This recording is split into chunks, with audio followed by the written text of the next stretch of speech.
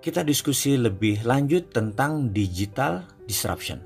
Semua hal nanti akan digantikan oleh robot.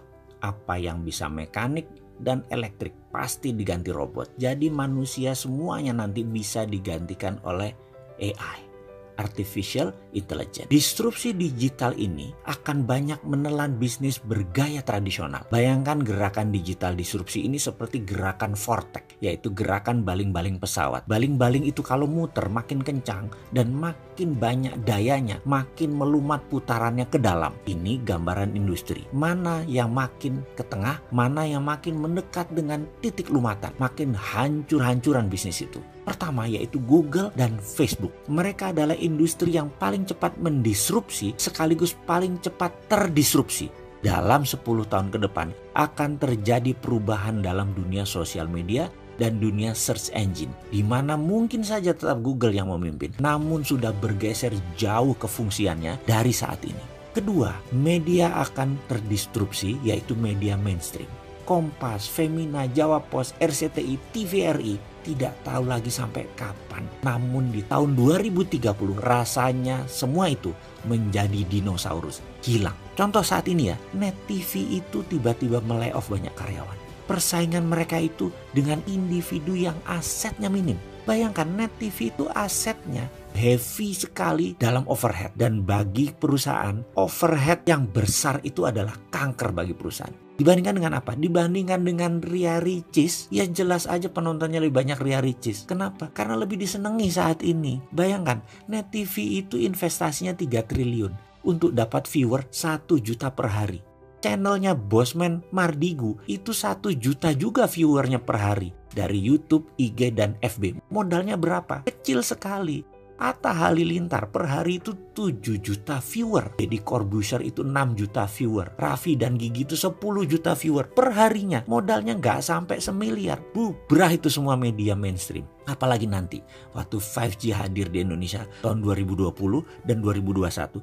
Generasi milenial dan generasi Z tidak nonton TV. Nontonnya semua berbasis internet. Ketiga, apa yang terdisrupsi? Retail shop.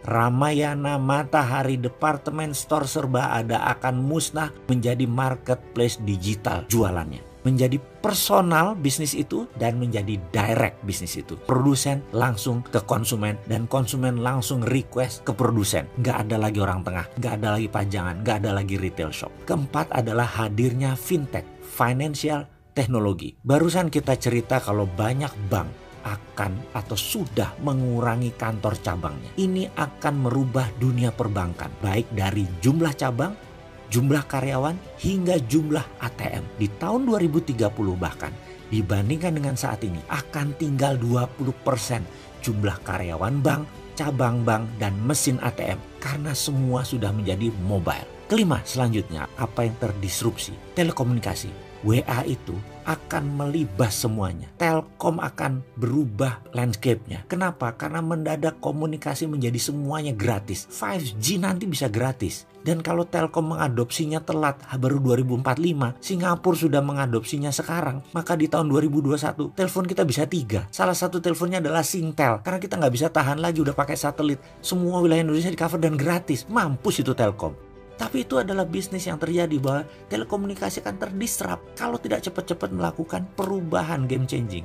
Kenapa? Karena telekomunikasi merubah dari more for less jadi more for zero. Itulah yang dilakukan oleh digital company. Mereka menghasilkan more for zero.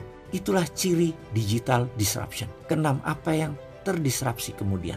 Edukasi. Edukasi nanti tidak akan pakai ruang kelas dan guru lagi. Apa yang dilakukan? Mereka menggunakan digital, ruang kelas tidak sebanyak sekarang lagi. Kampus dan sekolahan itu tinggal separuh kebutuhan ruang kelasnya karena semua digital. Guru dan dosen tinggal separuh dibandingkan saat ini. Karena itu akan terjadi disrupsi gila-gilaan di bidang edukasi.